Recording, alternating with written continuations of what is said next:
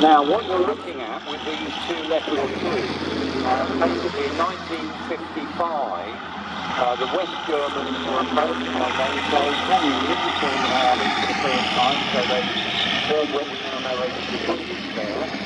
And part of the deal, they got a load of World War II German generals back to help form this new army, and also some of the tank designers from World War II. But the tank they came up with was actually a very different tank than the big heavy German armour that we were used to seeing at the end of World War II, things like the Panther, the Tiger, the King Tiger. The German philosophy now, and you can literally see it in action, was that speed they thought was going to be the best defence. Make your vehicle as armour, just make it go like hell, and then it'll be hard for the enemy to train their guns on you.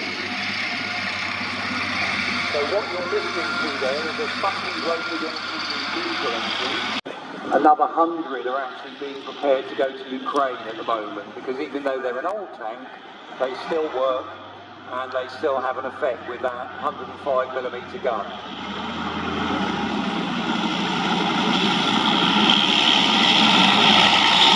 Now the other tanks is driving around is our Challenger 1. I'm not sure if they're having a little bit of an engine trouble at the moment, but keeping a whole tank running, we'll see this throughout the day, it's no easy business. So one bigger push, this is the last model he was going to order for Britain. It was going to be called the Shear tank. Now at the same time this programme was going on, Britain was designing its own of these tank projects. It had delays. Some of the technology wasn't quite, the phrase they use is mature enough. In other words, it wasn't quite ready yet.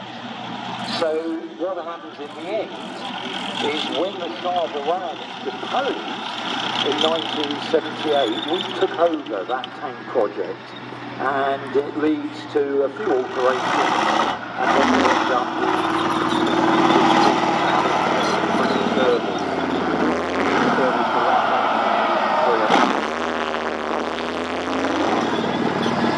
very interesting bigger engines,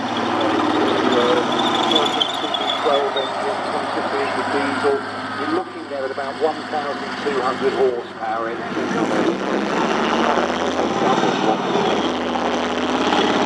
Britain went into a competition where they fire tank guns, something called the Canada Cup, and it came last in 1987, much to the British Army's embarrassment.